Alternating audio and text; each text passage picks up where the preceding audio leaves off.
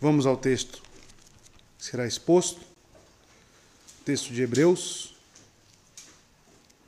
Carta aos Hebreus, irmãos, abram aí. Capítulo 11.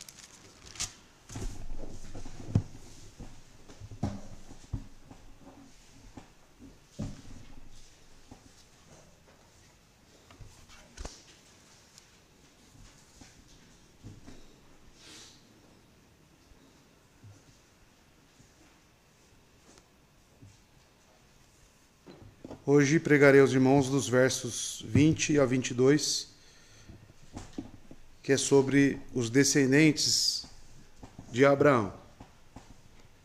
Dos versos 20 a 22, diz o seguinte, aqui seguindo a versão King James.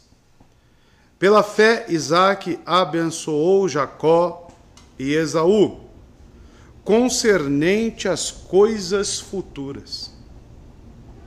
21. Pela fé, Jacó, quando estava próximo da morte, abençoou ambos os filhos de José e adorou, reclinando-se sobre o seu cajado. Verso 22. Pela fé, José, ao morrer, fez menção da saída dos filhos de Israel e deu ordem acerca de seus ossos. Até aqui.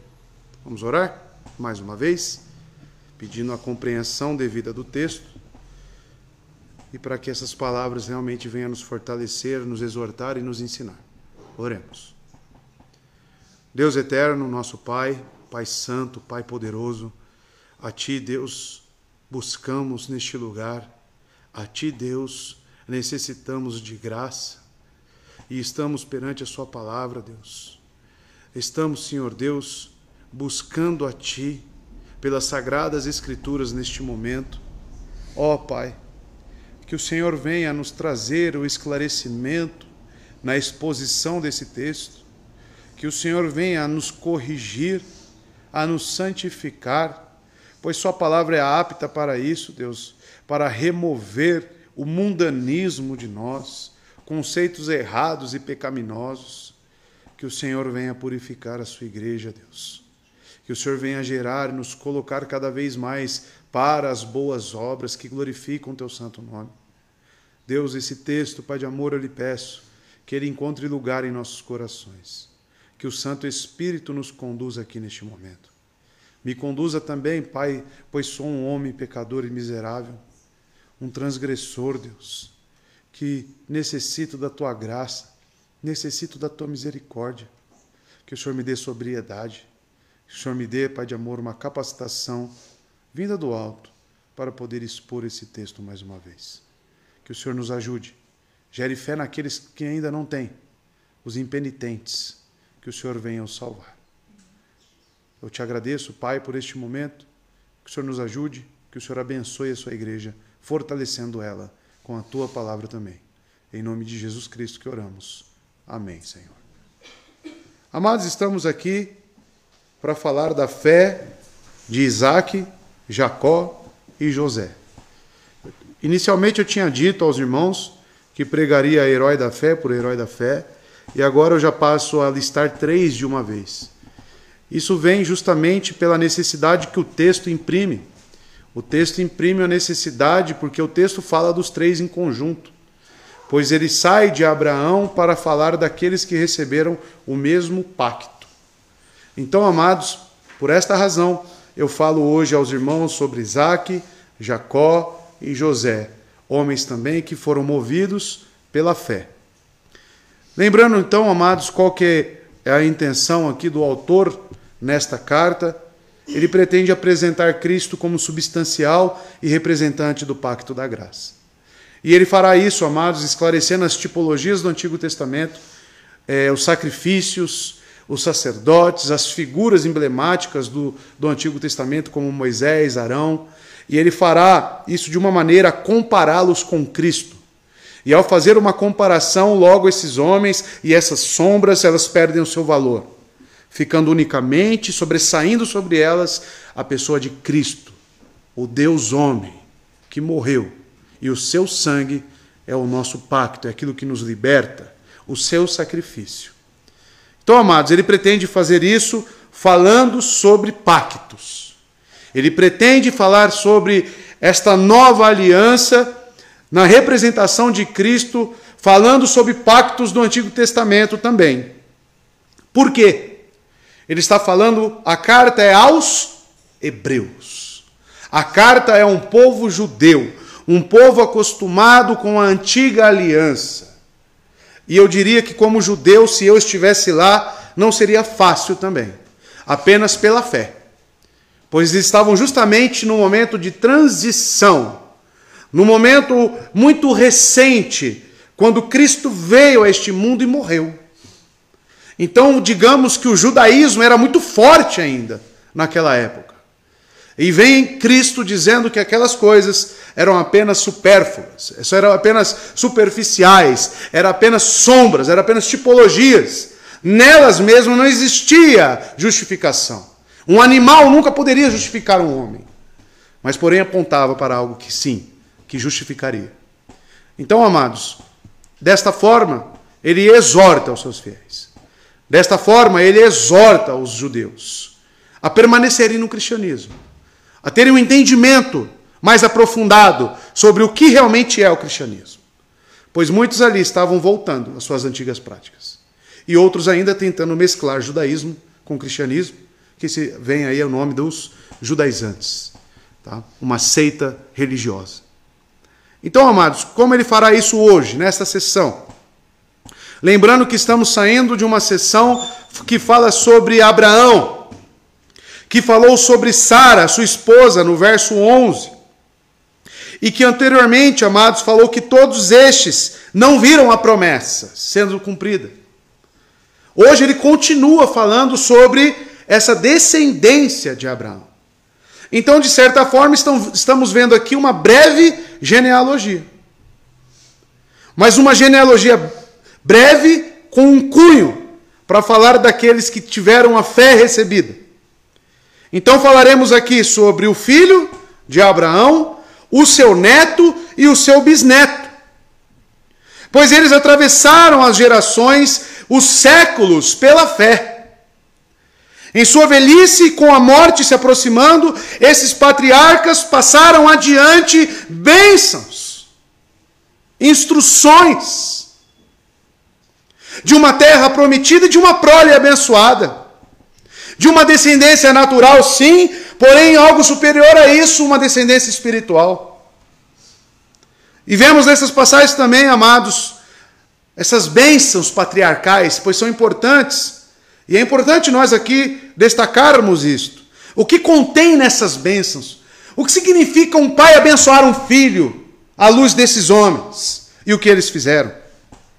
E observe que no caso dos filhos de Abraão, não foi Ismael, mas Isaque que recebeu essa bênção. E na geração seguinte, algo parecido. Que não foi Esaú o que recebeu o primogênito, mas sim Jacó, que foi abençoado. E a seguir, amados, não foi também Rúben, o primogênito, mas foi José, dos filhos de Jacó. E por último não foi Manassés, o primogênito de José, mas Efraim, que recebeu a bênção. Então nós começamos a observar as tratativas de Deus em passar essas promessas e essas bênçãos. E é isso que nós temos que ater os nossos olhos no texto.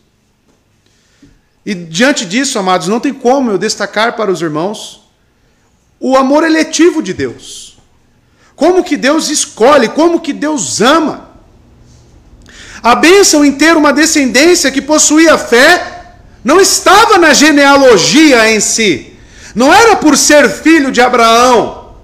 Não era por ser filho de Jacó. Não, amados. Ou de Isaque. Afinal, amados, nós vimos que Esaú foi rejeitado por Deus. Então, amados, isso, receber a bênção e receber a fé em Deus nas promessas não está para uma genealogia em si. Mas sim, amados, no amor eletivo do Pai. Que nos amou antes da eternidade, antes da fundação do mundo. Um amor eterno, um amor que está, amado, programado na linha do tempo, mas muito antes, um amor em Cristo. Então, o que vemos aqui nesse texto? Que receber a fé é independente de regras, é independente de regulamentos, a respeito do direito de primogenitura e qualquer outro aspecto natural. Afinal, Cristo diz que do homem não pode vir nada. Apenas, amados, o que é espiritual pode gerar algo espiritual. A razão pelas quais os nomes dos patriarcas, Isaac, Jacó e José, aparecem nessa lista, irmãos, é que eles exibiram sua fé em Deus. Eles tiveram a fé genuína. Então é por isso que o autor ele elenca aqui esses que vieram após Abraão. E os irmãos irão perceber que alguns fatos sobre esses homens, muitos deles, diga-se de passagem, foram ocultados. Por que foram ocultados, pastor? Porque o autor tem um foco objetivo aqui. Os irmãos lembram que eu disse a vocês que existe uma espinha dorsal na carta de Hebreus? Né? Todo culto eu bato nessa tecla. E uma delas é apresentar Cristo como representante. E como ele vai fazer isso? Falando de pactos. Então o pacto abraâmico é o que está em foco aqui.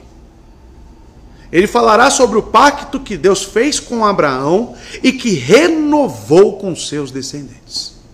Com foco nisso, ele falará apenas de quando foi passado, de quando foi falado, as oportunidades onde esses patriarcas, eles realmente falaram sobre o pacto. Mas certamente, se você ler Gênesis, você encontrará diversas outras situações onde esses homens foram tentados, onde esses homens foram fortalecidos por Deus, enfim. Mas não é o foco aqui do texto. O foco é falar sobre a prole espiritual. Como que se chegou até aquele dia? Como que se culminou em Cristo? Esse é o objetivo do autor. E para olhar para Isaac, para olhar para Jacó, para olhar também para José, nós temos que falar das promessas em Cristo. Pois a fé desses homens estavam justamente nessas promessas. Eles haviam recebido as promessas de fé e repassaram elas. Em sua aliança com Abraão, Deus prometeu a posse da terra de Canaã, a criação de uma grande nação e de seus descendentes. Mas Abraão nunca viu nenhuma dessas coisas acontecer. Ele morreu na fé dizendo: Isaac, você vai ver o início dessas promessas. Isaac, aguarde como eu aguardei. Eu estou morrendo, mas certamente elas se cumprirão. E Isaac também morreu na fé, dizendo a mesma coisa. E assim Jacó também disse para José. E o verso 13, amados, aplica-se a todos os quatro.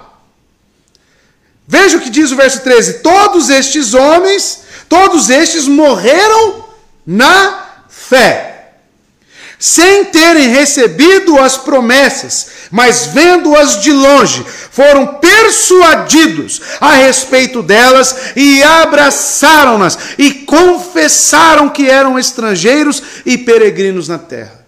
A conquista, amados, em Canaã, o povo estabelecido em uma terra, ela só veio a partir de Josué, irmãos. Moisés conduziu e nem mesmo Moisés viu essa distribuição. Foi Josué. O que dirá então de Abraão, o seu filho, o seu neto e o seu bisneto? Também não viram. Mas eles creram. Eles creram, aguardaram e, como diz o texto no verso 13, morreram na fé. Morrer na fé é algo muito significativo para nós, irmãos. E é o que eu gostaria que você pensasse hoje. Esse texto ele nos prepara para pensar um pouco na nossa morte, na nossa deixada deste mundo, nossa partida, mas principalmente no nosso legado. Hoje é um dia para você pensar no que você tem plantado, no que você tem deixado e se preocupado para a sua descendência. E muitos aqui já têm essa descendência. Você já tem filhos, talvez não tenha netos, nem bisnetos, pois somos uma igreja jovem. Mas certamente, se você já tem filhos, provavelmente, né, você terá essa prole. E vemos também, amados, que a fé ela não se extingue. Esses homens, eles estavam tão confiantes na palavra de Deus, que eles passaram as promessas às suas crianças. Então você percebe que a fé ela é transcendente. É transcendente ao tempo. Ela é transcendente ao que vemos. O fato de eu passar para o meu filho aquilo que eu creio, é justamente porque eu vejo algo no futuro. É justamente porque eu espero algo no futuro. E além disso, eu tenho a certeza de que essas coisas se cumprirão. Então logo eu preparo a minha prole para que eles vivam isso. Estejam preparados para isso. E é justamente o que esses homens fizeram. E eu já lanço a pergunta para o irmão. Como eu disse, um texto para refletir sobre um legado e ver realmente como morreremos. Como será a nossa partida? Eles acreditavam no que eles nunca tinham visto. Eles passaram sobre o que eles nunca, amados, sentiram, mas apenas viram pelos olhos da fé. E essa é a certeza da fé. Olhar para esses homens aqui é estabelecer o que é uma certeza de fé. Eles não tinham nenhuma herança para passar, mas promessas de Deus. E esses consideravam um grande tesouro de legar a seus filhos. Eles não tinham visto a terra possuída, a nação estabelecida, ou o mundo abençoado, mas viram as promessas. E isso foi o suficiente. Isso foi o suficiente. A promessa que Deus forneceu a esses homens foi o suficiente para eles viverem. É isso que significa o que o autor está exortando essa igreja, quando ele diz, por exemplo, no verso 38 do capítulo 10, mas o justo viverá pela fé. Então temos mais um exemplo aqui do que é viver pela fé. Lembre-se então, amados, que o autor está exortando a esses irmãos a se lembrarem do que eles passaram quando receberam a fé e a não lançarem fora, como diz o verso 35 do capítulo 10. Não lanceis fora a vossa confiança. Confiança em quem? Nas promessas que eles têm e no seu Senhor e Salvador Jesus Cristo. Na volta de Cristo. E nós temos promessas também, amados, de que habitaremos com o Eterno, de que habitaremos com o nosso Salvador. Enquanto isso não acontece, estamos vigilantes, estamos nos preparando. E eis um dos motivos de estarmos aqui hoje. Para isso, amados, eu quero entrar no texto e todas essas questões a qual eu já fiz a introdução, que você guarde e reflita. E perante o texto aqui, conforme for discorrendo sobre ele, você vá se respondendo. O verso 20 vai dizer, utilizando a João Ferreira de Almeida, revista e atualizada. Pela fé, Isaac abençoou Jacó e a Esaú, no tocante às coisas futuras. Então já temos aqui inserido o filho de Abraão, o filho da promessa, Isaac.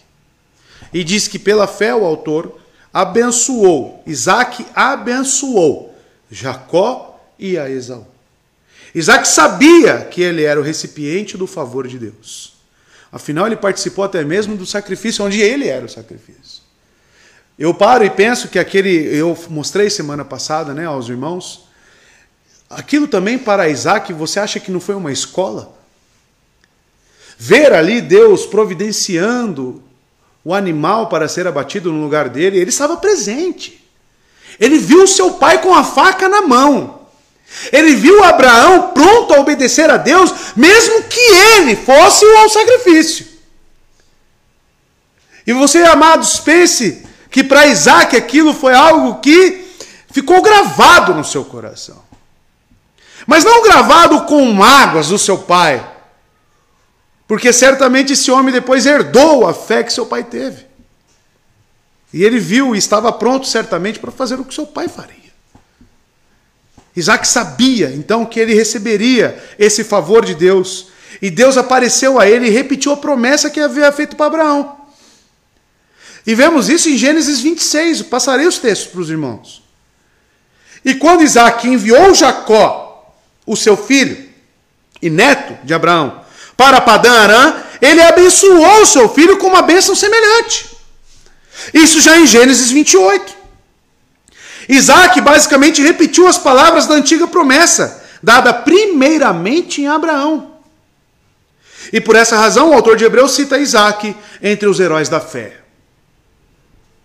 Isaac abençoou a Jacó e também abençoou a Esaú pela fé. E Jacó e não Esaú, no entanto, continuou a linhagem da fé. Vamos ver essas passagens, irmãos? Gênesis 26, do verso 1 ao 6, para o irmão ter isso bem fixo na mente. O que aconteceu nesta citação do autor de Hebreus? Aonde que ele está com seus olhos? É nesses textos. Houve fome naquela terra, como tinha acontecido no tempo de Abraão. Aqui nós já vemos, então, que Jacó, ele também passou por testes similares. Por isso Isaac foi para Gerar, onde Abimeleque era o rei dos filisteus. O Senhor apareceu a Isaac e disse: não desça ao Egito. Procure estabelecer-se na terra que eu lhe indicar. Verso 3. Permaneça nesta terra mais um pouco, e eu estarei com você e o abençoarei. Porque a você e aos seus descendentes, olha a promessa, darei todas essas terras e confirmarei o juramento que fiz com quem? Com seu pai, Abraão. Tornarei seus descendentes tão numerosos como as estrelas do céu, e lhes darei todas estas terras, e por meio de sua descendência, todos os povos da terra serão abençoados. Aqui ele já fala de uma descendência espiritual. Todos os povos da terra. E nós estamos aqui hoje. Nós somos a prova viva no Brasil de que, pela fé, nós cremos no mesmo Salvador que eles. Então, amados, aqui nós temos, vai até o 6, né? Porque Abraão me obedeceu, veja só. Veja só como Deus se apresenta ao filho de Abraão, a Isaac. Porque Abraão me obedeceu e guardou meus preceitos, meus mandamentos, meus decretos e minhas leis. Assim Isaac ficou em Gerar. Obedeceu? Olha a disposição. Quando eu digo aos irmãos que a fé, ela tem uma mesma disposição no coração de todos os crentes. E obediência é uma delas. Obediência é uma delas. Você vê então que não é apenas um ato de um pai chegar no filho e falar: não, você é meu filho, então você é o filho da promessa. Você é um filho de uma nação eleita, como creem nossos irmãos presbiterianos. O simples fato de estar na minha família, você vê que Deus precisa se apresentar ao indivíduo. Deus precisa confirmar isso. Deus precisa entregar a fé. E quando entrega a fé, você já começa a ver obediência. Essa é a promessa que Isaac recebe. E também existe uma bênção sobre Esaú. Como diz o texto, correto? Pela fé Isaac abençoou a Jacó e abençoou também a Esaú. Mas de que forma? Com a mesma promessa? Não, mas não deixa de ser uma bênção. Então veremos agora em Gênesis 27, 39 e 40, qual que é a bênção sobre Esaú. Veja. Isaac, seu pai, respondeu: sua habitação será longe das terras férteis, distante do orvalho que desce do alto do céu, mas receberia uma terra, receberia um lugar para habitar. Você viverá por sua espada e servirá seu irmão. Mas quando você não suportar mais, então terá um sentimento ali de rebeldia, de guerra, e o relato de Gênesis depois discorre exatamente sobre isso, arrancará do pescoço o jugo. Ou seja, não servirá mais seu irmão. Você travará guerra contra ele. Então, amados, temos aqui, né, os dois versos sobre a bênção que Isaac profere, né? Perdão. Exatamente. Isaac profere a Esaú, e no caso, que é a contrapartida do que ele fornece a Jacó. E veja agora Isaac abençoando Jacó. Um pouquinho antes desse texto tem a bênção de Jacó. 28, verso 1 a 4. Isaac chamou Jacó e deu-lhe sua bênção e lhe ordenou: não se case com mulher cananeia. Vá para Padã Arã, a casa de Betuel, seu avô materno, e case-se com uma das filhas de Labão, irmão de sua mãe. Que o Deus Todo-Poderoso o abençoe, faça-o prolífero e multiplique os seus descendentes, para que você se torne uma comunidade de povos. Olha a bênção, a mesma dada a Abraão. E verso 4, que ele dê a você e a seus descendentes a bênção de Abraão, para que você tome posse da terra na qual vive como estrangeiro, a terra dada por Deus a Abraão. Então aqui nós temos os relatos de quando Isaac ele abençoa Jacó e quando ele abençoa também Esaú. Uma coisa que nós já percebemos no texto é que Isaac ele sabia claramente que um só seria o herdeiro da promessa. Tanto que ele não repete a bênção para Esaú. Ele, pelo contrário, fala: eu já abençoei o seu irmão. A forma como ele foi abençoado nós conhecemos, né? Jacó se vestiu lá com pelos, né? Para se passar por Esaú, mas Esaú já tinha vendido a primogenitura por um prato de lentilha. E ele se apresenta ao seu pai Isaac e recebe essa bênção aqui, a mesma de Abraão, como diz o texto. Mas mesmo assim, você percebe que Isaac ele não deixa de abençoar seus filhos. Ele não deixa de falar sobre um Deus e de crermos neste Deus. Isso já nos ensina, irmãos, que o homem que é movido pela fé, ele tem uma preocupação de ensinar seus filhos adequadamente. Um homem que tem fé, de maneira nenhuma, ele trata seus filhos de forma a não conhecerem a fé em Deus. Porque isso se aproximaria de um paganismo. É incoerente eu falar que um crente vai criar um filho para não ser crente, apesar de isso acontecer. Apesar de muitos pais, pelo seu procedimento, pela sua conduta, ensinar seus filhos a serem idólatras, a serem pagãos. Então o que eu quero que o irmão já perceba já no verso 20. A conduta de Isaac, que possui a fé, é um dos heróis da fé. A preocupação deste homem é de passar um legado aonde seus filhos creiam em Deus. Mesmo que tenha um réprobo na minha família, entre os meus filhos. A minha conduta como um eleito de Deus, um homem e uma mulher que creem em Cristo, é ensinar, se tiver 5 na minha casa, se tiver 6 na minha casa, é ensiná-los os caminhos de Cristo. É ensiná-los a temer a Deus. A tratativa que Deus vai ter com um ou com outro, cabe a Deus. Mas um homem, nós, criaturas, quando recebemos a fé, nos preocupamos em abençoar nossos filhos e não amaldiçoar. E não amaldiçoar. Filhos é algo de suma importância nos planos de Deus, irmãos. Filhos é justamente aqueles que darão continuidade nesta terra, até que Cristo volte, no cristianismo. Porque se não tivesse esses descendentes, o que seria do cristianismo? Claro que os planos de Deus nunca falham, e certamente Cristo viria, mas nós não podemos descartar os meios que Deus fez para até que chegasse a Cristo. Até que se chegasse a Cristo, Isaac teve que ser movido pela fé e agir com uma responsabilidade, com uma disciplina, com temor a Deus e ensinar seus filhos.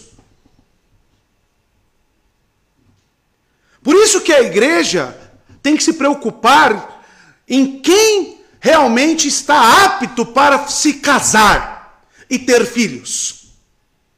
O ponto principal da igreja, e quando eu digo igreja, não sou só eu, todos nós, em aconselhar esses jovens a se casarem é, espiritualmente você está pronto para ter uma prole e no temor a Deus ensinar e abençoar seu filho?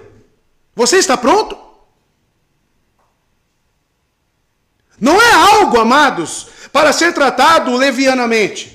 Não é algo para ser tratado secundariamente. Primeiro meu trabalho, primeiro a minha vida, depois eu vejo meus filhos. Aí fala, vou fazer homeschooling. O filho fica lá largado.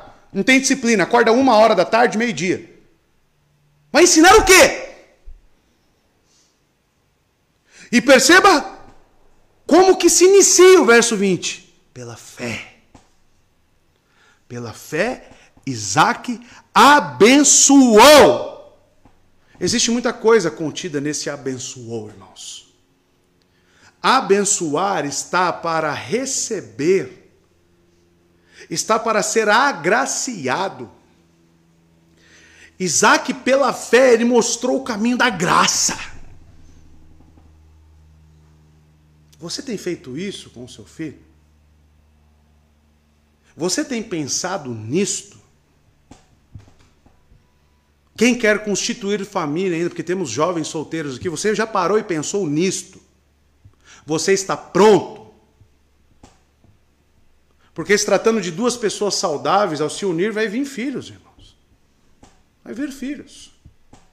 Aí o filho vai ser lá, coitado do filho. Tem filho que eu olho e penso, olho para os pais e vejo o filho e falo, coitado dessa criança! Tenho misericórdia da criança, por causa dos pais que tem. Mas pela fé, irmãos, veja o que a fé nos impulsiona. Pela fé abençoamos filhos. E não amaldiçoamos. Você tem dúvida que tem pai que está, entenda o amaldiçoar, tá? Porque quem apenas pode amaldiçoar é Deus. Mas pela sua conduta está inclinando o seu filho ainda mais a ser um pagão.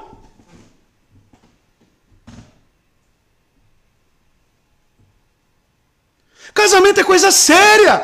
Constituir família, olha só o que é uma família, sobre os olhares de Deus. Veja o que é uma família. Uma família aqui, ela foi colocada para que viesse Jesus Cristo. Uma família poderia ter sido a sua família. Uma família escolhida por Deus para que dessa linhagem viesse o Messias. Aí você pode falar, mas dependia tudo de Deus, pastor. Você é o que é o hipercalvinista, né? Foi tudo Deus que fez. Com certeza foi Deus que fez. Mas através de homens, como eu e você. Homens que possuem, como diz a nossa confissão, o livre-arbítrio. Pecadores, sim, como nós, mas que ao receberem o Espírito da graça, puderam glorificar a Deus com as suas atitudes, escolhendo fazer o bem. Pois um homem, quando tem o Espírito Santo, pode escolher fazer o bem? Pode escolher agradar a Deus e glorificar a Deus? Se falar que não, vamos embora. Fecha a porta da igreja e nós vamos embora. Não tem sentido em estarmos aqui. Então, amados, é isso. Você não pode descartar os meios, olhar para o seu filho e falar, se Deus quiser, vai entregar a fé. E você ser um negligente. Você não pode ter essa concepção. E você que quer constituir família, já tem que se preparar desde já. A caminhar com a sua igreja. Olha como a igreja ganha importância, um meio de graça de Deus, para que você aprenda a caminhar com Deus. Para que você olhe para Deus e seja moldado pela sua palavra. Aí trata a igreja como um lixo. Não faz as provas da EBD. É a sua última prioridade. Eu acho que por ser última prioridade não podia nem ter o nome prioridade, né? Porque geralmente prioridade é o quê? É os primeiros. Né? Os primeiros atos. Então a última coisa. Tem gente que não toma nem banho. Quantas semanas você toma banho? Né? Vai falar que é prioridade, banho? Imagine cuidar de assuntos espirituais. Por que eu digo isso, irmãos? Porque você vai morrer. Você vai morrer. Você que já tem filhos, você vai morrer. Sinta em dizer isso, você vai morrer. E o que fica? O legado. O que você ensinou, o que você passou e principalmente como irão lembrar de você. Você acha que para Isaac, quando Abraão morreu, quais eram as lembranças que ele tinha do seu pai? Já parou para pensar nisso? Quais eram as lembranças que Isaac tinha de Abraão? Um homem de temor? Um homem vibrante? Um homem com uma disposição de obedecer? Eis-me aqui, Senhor. A ponto de Isaac lembrar de Abraão e falar, isso é o modelo de crente. Esse é o modelo que eu quero ter para a minha vida. Você é referência, meu amado. Seu filho te tem como referência. Referência. E o cristianismo, de certa forma, depende muito de como você está passando para ele. Porque as igrejas aí fora que nós gostamos tanto de criticar chegaram neste ponto por quê? Por quê, irmãos? Eu digo a vocês, por causa de pais fraudulentos, enganados talvez, muitos, mas que foram passando de geração em geração, enganos e mais enganos. Eu nunca me esqueço do primeiro culto aqui, do primeiro aniversário desta igreja, sobre o que é uma igreja reformada e o que depende de famílias reformadas. Lembram disso?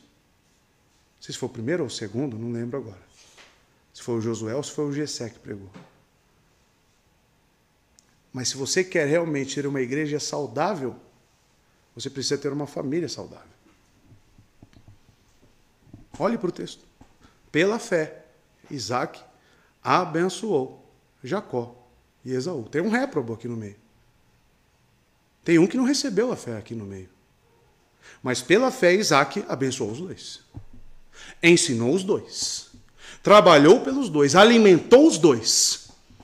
Ensinou sobre Deus aos dois, como Caim e Abel. Certamente Adão ensinou os dois na mesma casa, nos mesmos ensinos.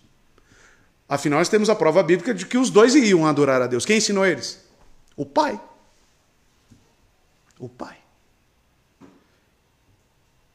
E o que Jacó abençoou?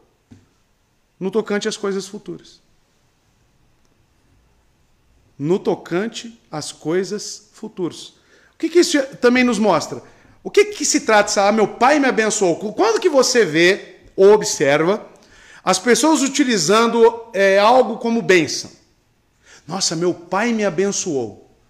Geralmente, no contexto geral, é o que está relacionado? Qual que é a concepção de bênção nessas frases contemporâneas? Meu pai me abençoou. Me deu um carro, me deu uma casa, me deu R$1.000 na minha conta. Nossa, como meu pai me abençoa. Isso é bênção. Acabei de pregar aos irmãos da descendência de Caim, um metalúrgico, uma pessoa tecnológica. Todas essas coisas são naturais e os ímpios têm também. R$1.000 na conta, tem ímpio que tem até mais de 1 milhão na conta. Isso não é bênção. Isso são coisas naturais. Isso qualquer um consegue. Claro que é Deus que na sua divina providência ele estipula, mas ele dá isso para o ímpio também. O que Isaac aqui abençoou a Jacó e a Esaú? O que? O texto é claro. No tocante, quando ele fala no tocante, ele está direcionando o que é essa bênção. No tocante às coisas futuras. E nós estamos na galeria que explica o que é fé.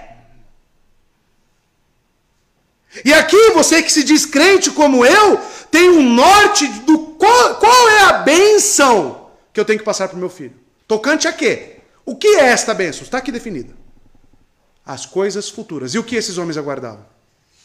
A vinda de Jesus Cristo. O que está lá em João 8, verso 56? O próprio Cristo falando que Abraão viu de longe e acenou, e se jubilou, e exultou, a vinda de Cristo. Olha as coisas futuras aí definidas. Vamos abrir? João 8,56. Olha aí o que é o tocante às coisas futuras.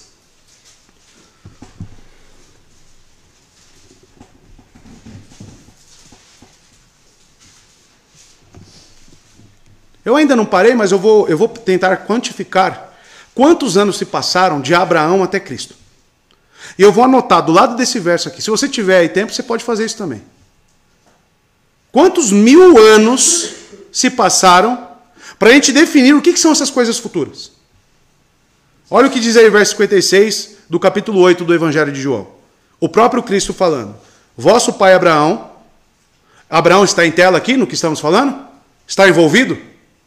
Vosso pai Abraão regozijou-se de ver meu dia. E viu. Abraão viu. E alegrou-se. Não cantamos no Salmo 16 que estamos alegres? Davi não escreveu isso? Por que ele escreveu isso? Porque ele também viu o santo. Ele viu o santo. Ele viu a promessa. Ele se alegrou na promessa. E aqui está o assunto ensinado. E o que significa ser abençoado? Como que Isaac abençoou Jacó e Esaú? Falando sobre as coisas futuras a qual o seu próprio pai, o pai de Isaac, Abraão, também via. Qual que é o legado? Como você tem abençoado o seu filho? Eu tenho que preparar meu filho, tenho que dar o melhor estudo para ele. Ele tem que estudar, ele tem que ser inteligente, ele tem que ser um bom advogado, tem que ser um bom engenheiro. É isso que você está preocupado? Eu fico triste que meu filho demora para aprender a ler e a escrever. Será que essa é a primeira preocupação que você tem que ter? Você deveria medir o quanto que o meu filho teme a Deus. O quanto que o meu filho teme a Deus. O quanto que o meu filho se vê como um pecador e necessita de Cristo na vida dele. E começar a medir isso. Às vezes eu pego os filhos dos irmãos aí e começo a fazer umas perguntas ali meio no cantinho ali e vou vendo. Eu falei, fala para mim, outro dia, domingo agora, eu perguntei, quais foram os seus pecados de hoje? E eles, eu não tenho pecado não. Então, amados, nós temos que nos preocupar com isso. Essa é a nossa principal preocupação. Qual que é o conceito que o meu filho tem de Deus? De temor, de reverência, de pecaminosidade. E não é fácil, não é difícil, perdão, você falar do seu filho que ele é pecador, é só você mostrar as próprias condutas dele. E você mostra a palavra, que o que Deus proíbe. Desenha para ele, você consegue desenhar? Ó, mandamento tal, aí você fala, isso aqui está sendo proibido por Deus, o Criador do universo. Quando fazemos isso, atacamos a ele, é como se você jogasse uma flecha nele. E você fez isso, não fez? Ele fala, sim. Então, para esse mandamento é o quê? Pecado, transgressão. E você fala que não tem pecado? Não é difícil. Não é difícil. Com 3 aninhos, desse tamanho que está aí, já dá para fazer. Não dá? Outro dia a filha da Ana, ela ouviu de longe. Vou matar você, Jojo. Ela, quê? Vem cá. 6º mandamento. O que você falou? Olha o que Deus fala. Aí colocou lá, vai pedir perdão. Vai orar. Pequenininha desse tamanho. Qual que é a preocupação do crente? Abençoar os seus filhos no tocante às coisas futuras. O que nós temos de futuro, segundo a luz da palavra? O que nós temos no tocante ao futuro? O que nós estamos aguardando? Viemos aqui, guardamos o dia do Senhor para quê? Aguardamos a Cristo. Aguardamos o grande juízo. Aguardamos o grande dia. E nos preparamos para isso. O que você tem que ensinar para o seu filho, então? É isso. É assim que você vai abençoar ele. E não dando dinheiro na conta dele, e não dando melhor ensino apenas, Mas a prioridade na sua vida é apresentar para Ele Cristo Jesus. Você vir à igreja e não trazer seu filho, eu te pergunto, você está abençoando seu filho? Os irmãos sabem que eu tenho um filho fora do casamento. Você sabe o quanto que isso me incomoda? Você sabe o quanto que eu sou cobrado, tentado quanto a isso? Acusado quanto a isso? Você sabe? O que eu daria minha casa, eu daria tudo que eu tenho para ter meu filho do meu lado, para mim poder ensiná-lo os caminhos do Senhor. Eu trocaria tudo que eu tenho. Eu moraria numa palafita. Eu moraria numa casinha de barro. Eu moraria de favor com os outros. Mas se eu pudesse ter meu filho e criá-lo nos caminhos do Senhor. Trocaria tudo. E você tem essa oportunidade. E você faz o que com isso? Se os irmãos soubessem o quanto que Deus se alegra em ver uma família que o busca verdadeiramente, os irmãos trocariam tudo também. No tocante às coisas futuras. Apesar de Isaac ser um homem velho quando abençoou seus filhos, a ocasião de sua morte veio somente 40 anos mais tarde. Então, de quando Isaac abençoou seus filhos até a sua morte se passaram 40 anos. Você pode ver isso em Gênesis 27, 2 e também no capítulo 35 de Gênesis, versos 28 a 29. Ele viveu no total 180 anos. Seu filho, Jacó, pronunciou a bênção patriarcal sobre seus filhos José. Jacó seguiu os passos de Isaac, então? Seguiu também. Isso é tão belo, irmãos. Você que já tem filhos, você tem a oportunidade de montar um legado. Um legado de talvez 1000 gerações. Mas começa com você. Começa com o seu temor a Deus. Começa em você dar ouvido à sua igreja, ao seu pastor chato. Começa em você olhar para as Escrituras com mais seriedade. Começa aí. Também, amados, Jacó pronunciou a bênção para os seus filhos e os filhos de José.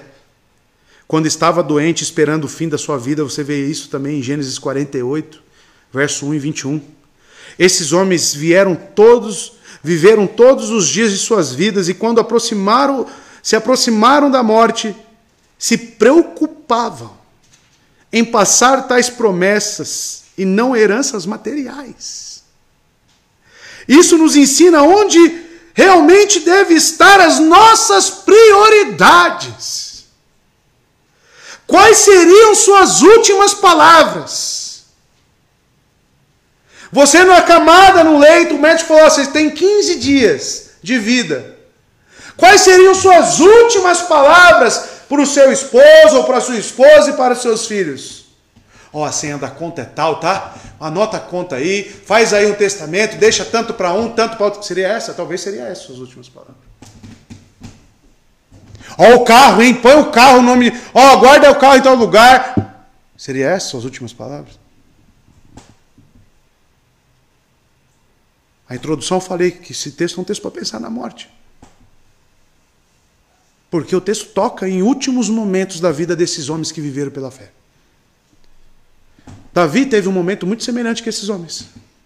Vamos ver as últimas palavras de Davi? 1 Reis, capítulo 2, verso 1 a 4. Olha só. A preocupação deste homem. Quando se aproximava o dia de sua morte,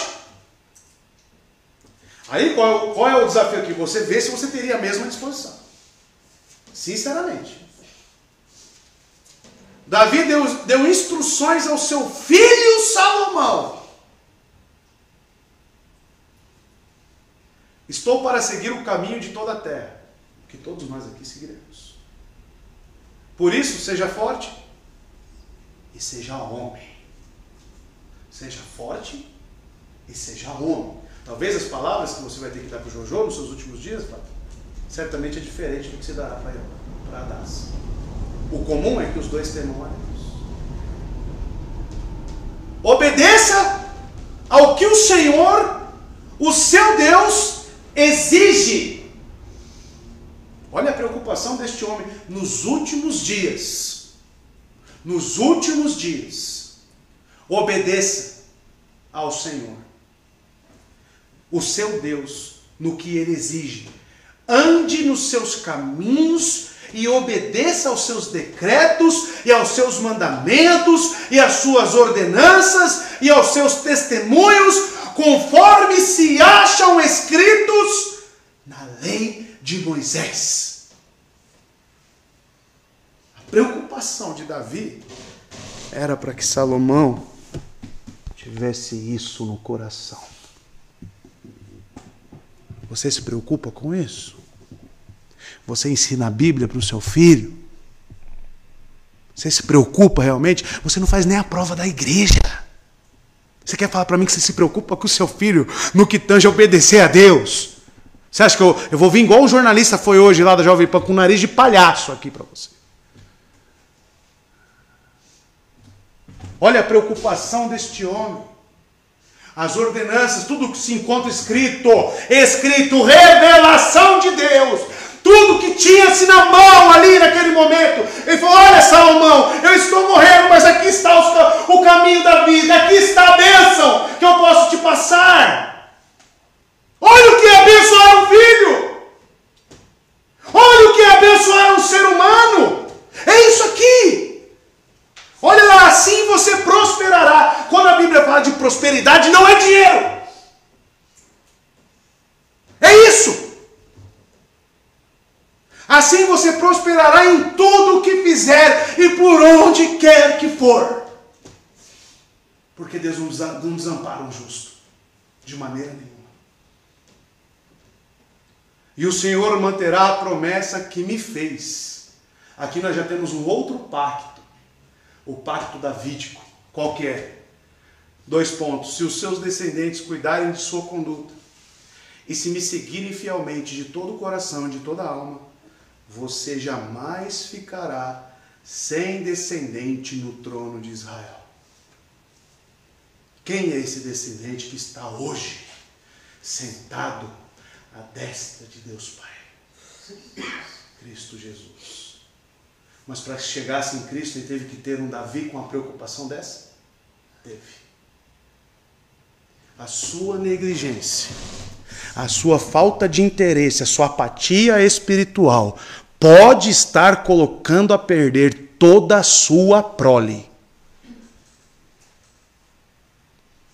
Toda a sua prole. Já parou para pensar nisso? Então pense seriamente. O que é viver o cristianismo? E você será culpado. Porque no dia da sua morte, Deus irá te mostrar. Olha quem você foi. E olha o que veio a partir de você. Você acha que aquela descendência de Caim, quando chegou em Lameque, no dia de juízo de Caim, Deus não falou para Caim? De certa forma, as obras que seremos julgados conforme as nossas obras. Você acha que isso não será levado em conta, meu querido?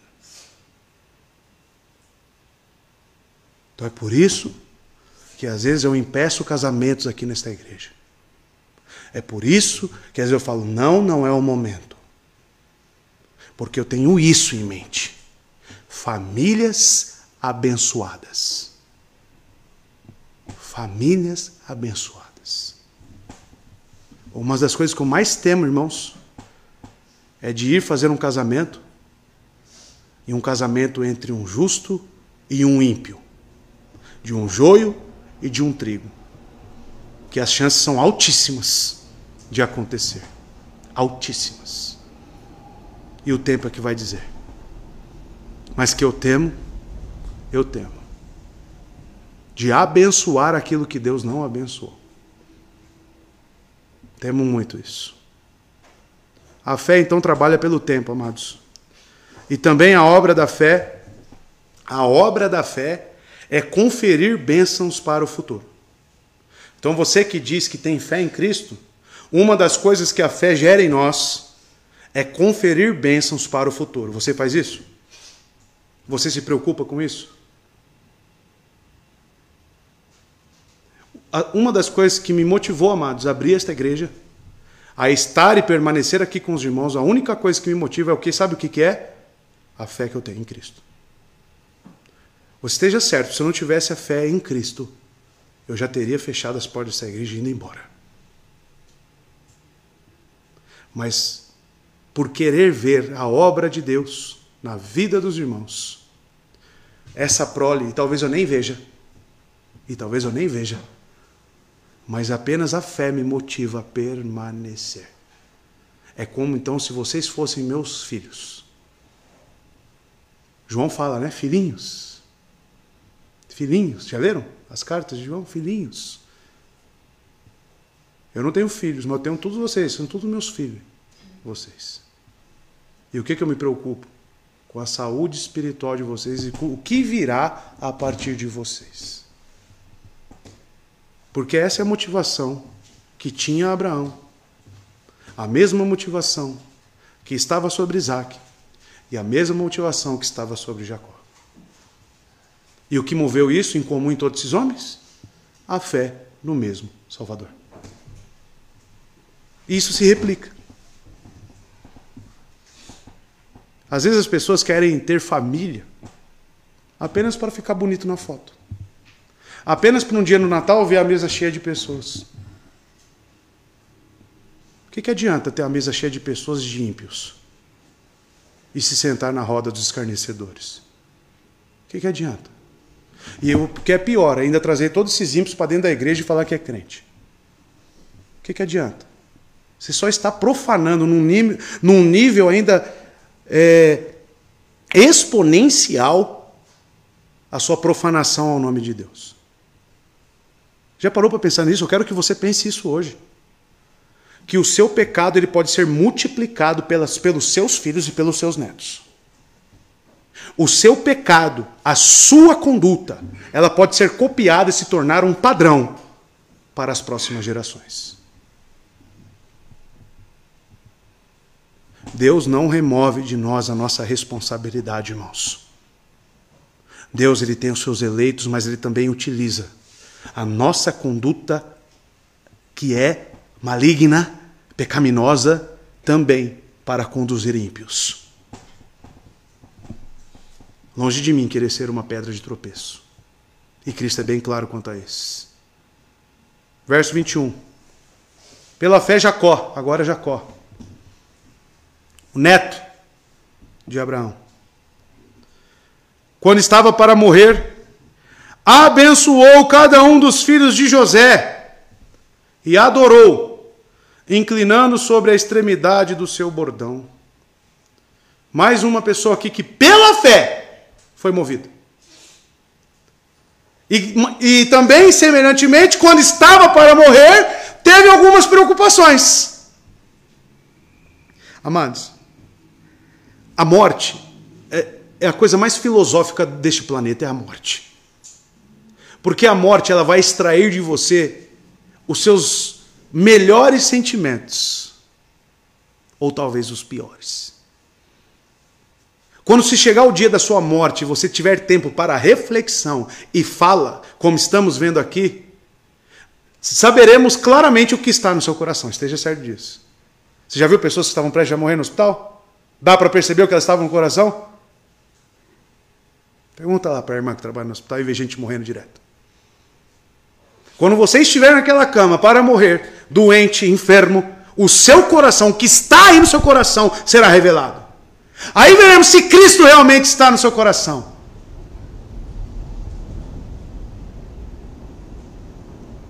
O escritor de Hebreus omite qualquer referência às bênçãos de Jacó, as quais ele pronunciou sobre os filhos, quando o patriarca previu o futuro.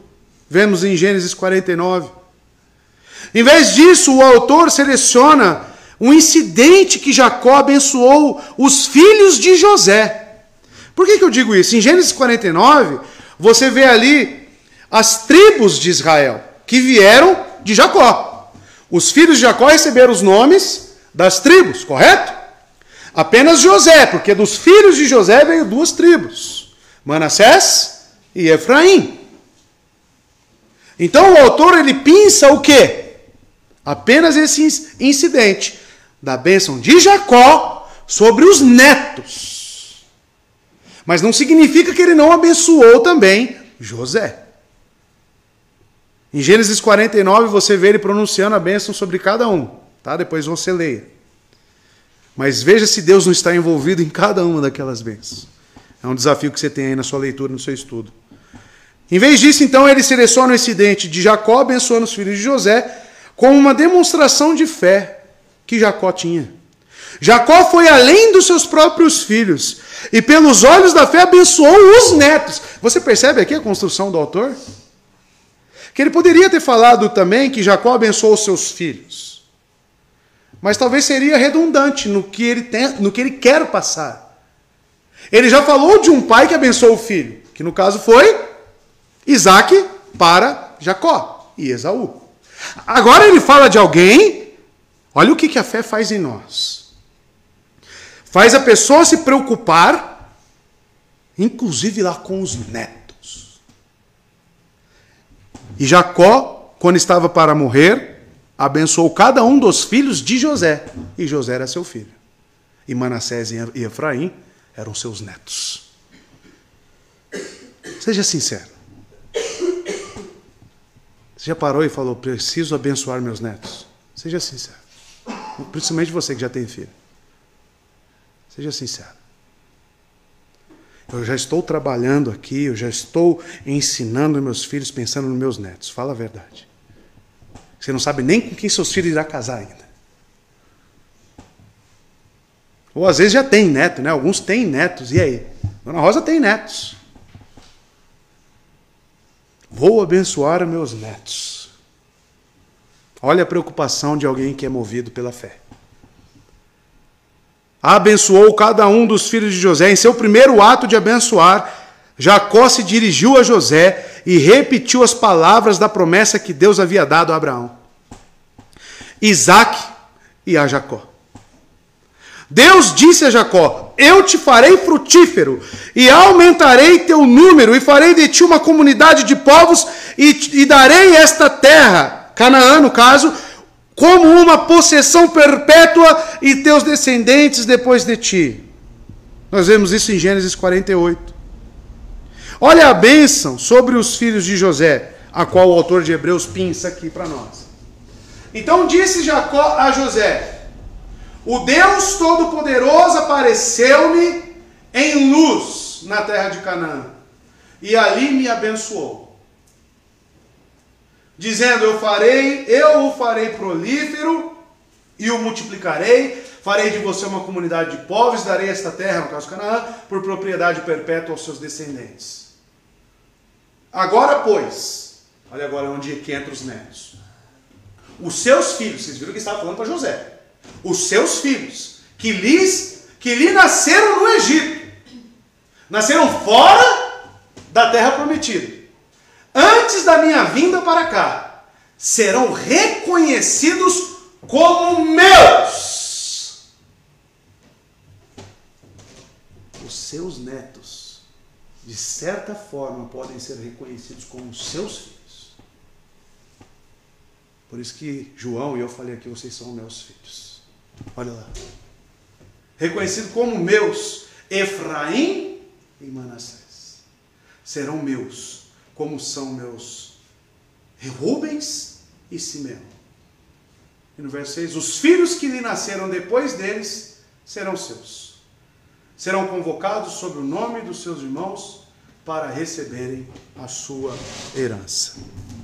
E nós sabemos que Jacó chama ali Efraim e Manassés nos seus últimos dias, e com as mãos trocadas, e a sua mão direita, em quem ele colocasse, porque ele já não conseguia ver, ele já estava com a sua visão turva, em quem a sua mão direita tocasse, seria o detentor da promessa do pacto de Abraão. E aí ele abençoa. Os netos, irmãos. Os netos. A palavra abençoou aqui é importante eu deixar para os irmãos, porque ela é recorrente, né, nos versos. Vem do grego eulogeu, que significa falar bem, ou seja, religiosamente para abençoar, agradecer, invocar uma bênção sobre, louvar. E o verbo aqui está no indicativo, tempo aoristo, pois essa bênção ela vem de Deus, claramente. Tá? Mas é algo, está indicando uma ação. E por isso é uma ação de um crente. Um crente verdadeiro, ele abençoa. Um crente verdadeiro, ele se preocupa com seus filhos e não seus filhos com seus netos. E com toda a geração que virá, irmãos. A bênção de José.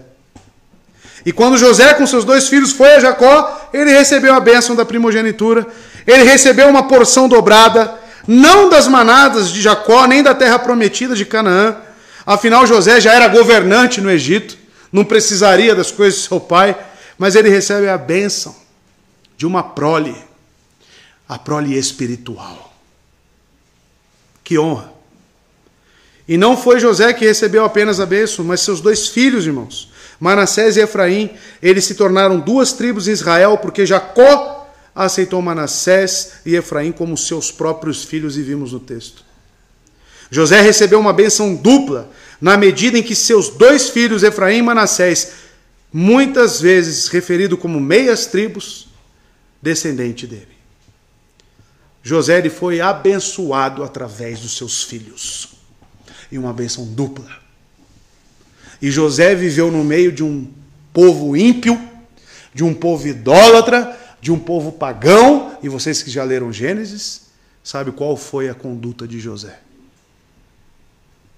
Mas os irmãos percebem que o autor ele não fala de nenhuma dessas passagens. Ele só fala sobre o pacto. Então você percebe que para esclarecer o pacto da graça, para esclarecer uma nova aliança regida por Cristo, com base no seu sangue, você precisa esclarecer os pactos. O autor de Hebreus está fazendo justamente isso.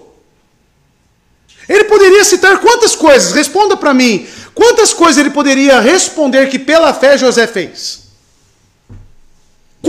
Qual seria a lista? Juntou os mantimentos. Pela fé. Recusou lá a tentação da mulher. Pela fé. É citado aqui? O que ele foca, o autor? Na bênção que começou em Abraão. Então o que ele está falando? Sobre os pactos que Deus fez. Para mostrar para um povo judeu, olha aqui o que Deus fez. Por que ele fez isso? E olha que isso foi passando de um para outro. E olha nós aqui agora. Estamos aqui. Cristo já veio. Cristo já consumou a sua obra. Creiam então nele, pois nele ele era o prometido a todos esses homens. Ele era a promessa. E o texto continua dizendo: abençoou cada um dos filhos de José e adorou. Inclinado sobre a extremidade do seu bordão. Aqui, amados, tem uma variação de tradução de bordão, né, ou cajado. Mas se você consultar Gênesis 47, 31, você verá que Jacó se debruçou sobre a sua cama. Tá? Então, o correto aqui seria cama, porque ele já estava velho. Mas, mesmo sem forças. O texto é lindo, amados. Por quê? Porque esse homem velho, com as vistas já, talvez lá com seus 20% de visão, não sei, mas ele não conseguia ver com clareza. Cansado. Quando ele profere a bênção sobre a prole que chegaria em Cristo, e certamente olhando para Cristo como Abraão olhava, lhe deu um sentimento que o levou a adorar. Ele adorou a Deus ali. A palavra adoração, ela é significativa porque ela traz muitos conceitos dentro de si. A adoração inclui obediência, inclui alegria, louvor, honra, reconhecimento. Aquele momento, o coração deste homem, de Jacó, o levou a adorar. Aqui você começa a perceber qual que é o motivo de alegria na sua vida. O que deve nos motivar, nos alegrar? Você, quando criar seus filhos para a honra e glória do Senhor, você está ali adorando a Deus. O sentimento é de gratidão. Obrigado, Deus, por me dar uma prole e abençoá-los. E o motivo de alegria que leva você a olhar para os céus e você reconhecer e se alegrar e adorar ao Senhor. E não jogar seu filho para escanteio e tratá-lo como qualquer um ímpio aí do mundo. Não. A tratativa de um homem de fé, de uma mulher de fé para com sua prole é diferente. E aqui você começa a ver se você tem fé ou não. Amados, esteja certo que a igreja quer o seu bem. Esteja certo que se você ainda não tem uma esposa é porque você definitivamente não está pronto. Ou se você não tem um marido, definitivamente você não está pronto.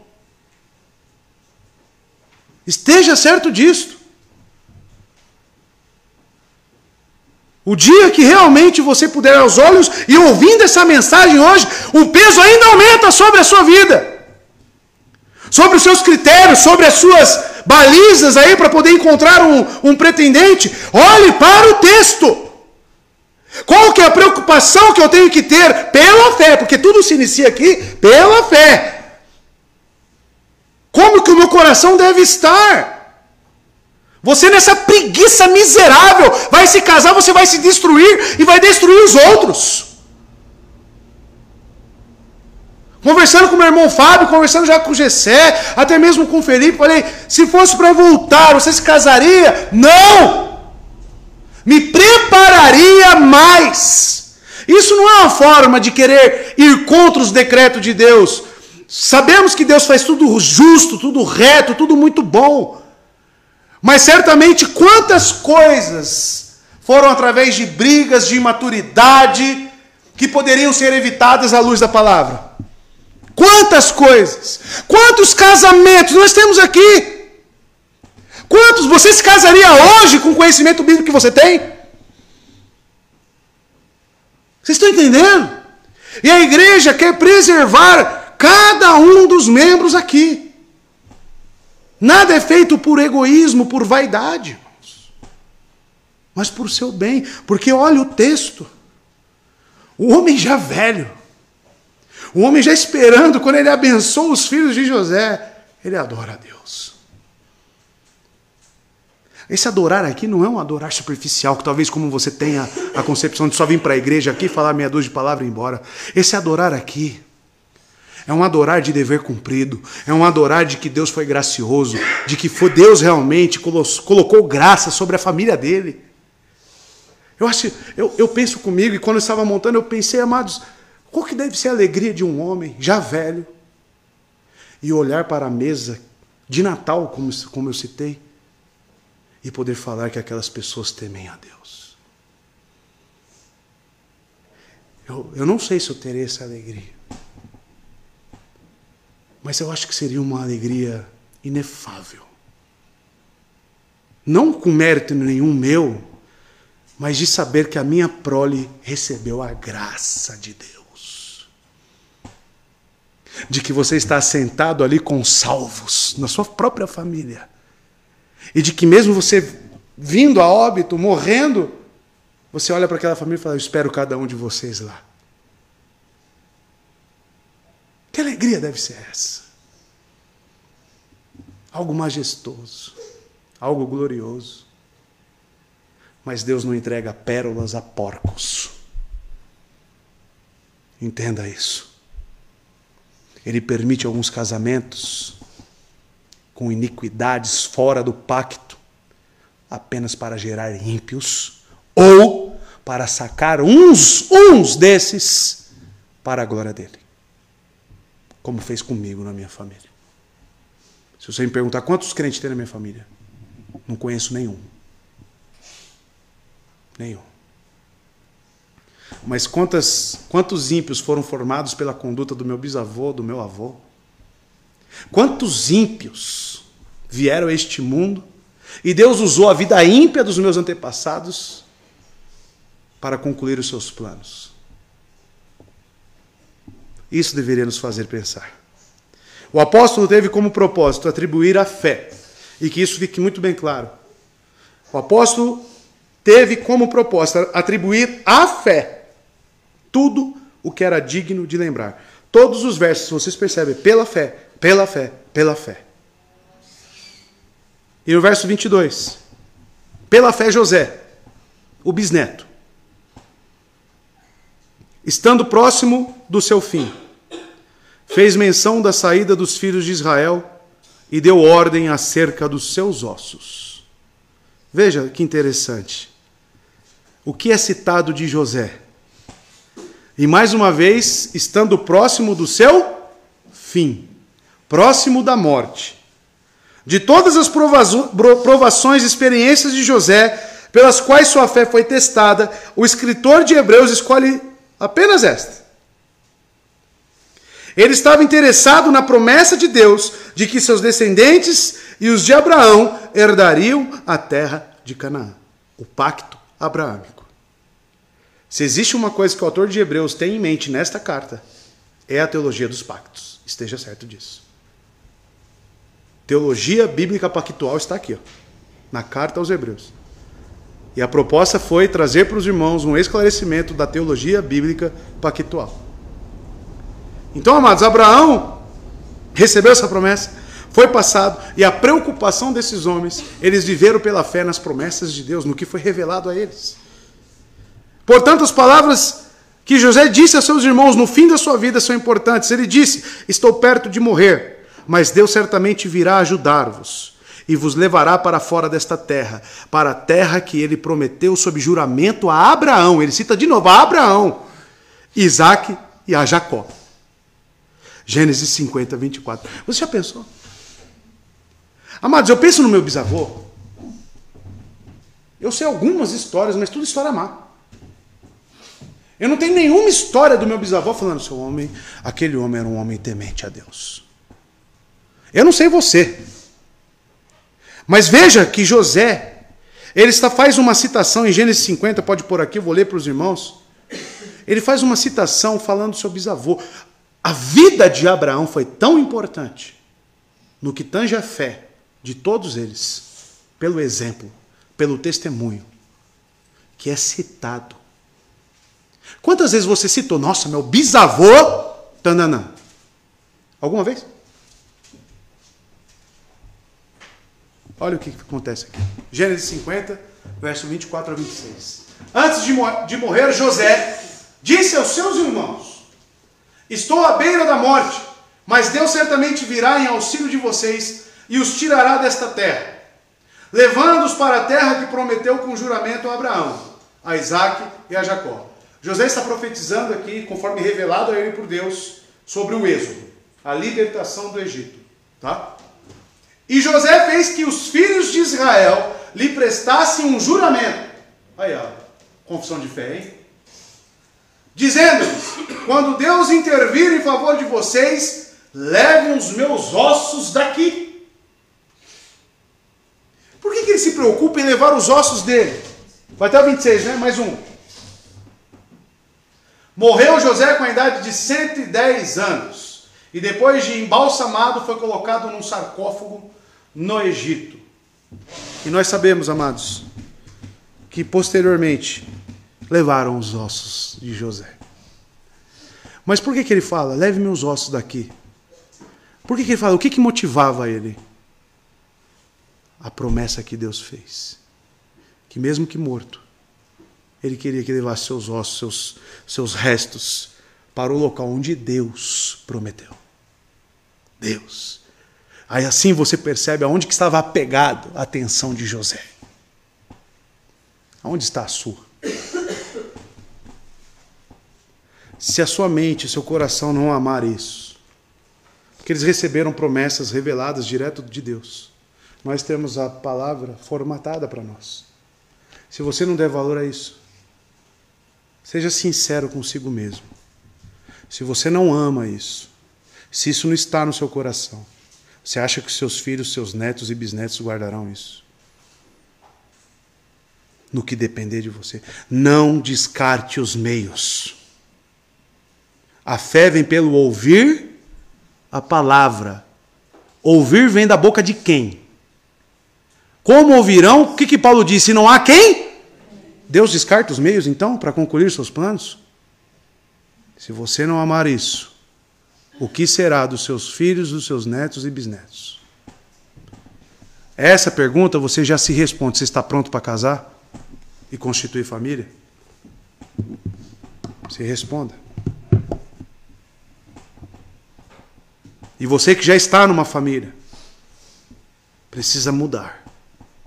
Precisa se arrepender. Precisa buscar ao Senhor como se fosse a última coisa na sua vida. Porque esses homens deixaram claro que à beira da morte, o que eles lembraram? De Deus e das suas promessas. Isso é viver pela fé, irmãos. Um ato de fé caminhando para o final.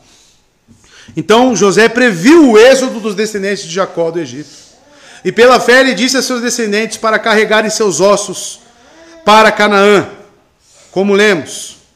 Quando o êxodo ocorreu, Moisés tomou os ossos de José consigo. Você pode ler em Êxodo 13, verso 19. Que diz o seguinte: e os ossos de José, que os filhos de Israel trouxeram do Egito, foram enterrados em Siquém, dentro da terra que pertence, sabe a quem? A tribo de Efraim, ou do filho abençoado de José. Um ato de fé. A ordem de José para sepultarem seus ossos em Canaã não foi um ato de nostalgia e superstição, amados, mas um ato de fé. Profeticamente, ele falou sobre o êxodo e pela fé viu seus restos mortais sendo carregados. Por quê? Porque ele amava o seu Deus e amava a sua palavra. Conclusão. A fé nos faz trabalhar em prol das gerações, irmãos. Viver pela fé não é viver apenas com o seu estado espiritual, mas sim daquilo que Deus lhe concedeu através da morte de Cristo. Você se preocupar em passar isso para os outros. A preocupação de um eleito é agradar a Deus, servi-lo, além da sua própria linha temporal. Com a sua própria vida, com a sua autonegação. Com isso é acompanhado um desejo ardente de ver novas gerações futuras carregando e honrando o nome de Cristo. Como Paulo diz em Romanos 1,17, de fé em fé. De fé em fé. E nessas passagens, amados, nós vemos um grande exemplo do que é viver de fé em fé. Deus te abençoe. Que você tenha um conceito correto, à luz da palavra, do que é viver por esta fé. E hoje incluiu a nossa posteridade, a nossa prole, e por que esses homens foram citados. Assim você observa a disposição deles em receber a palavra de Deus e automaticamente confronta o seu coração para ver se você tem a mesma disposição. Deus abençoe, irmãos. Vamos orar? Que Deus venha gravar tudo isso em nós, mudar o que precisa ser mudado, nos preparar e nos dar um coração disposto a obedecer. Oremos.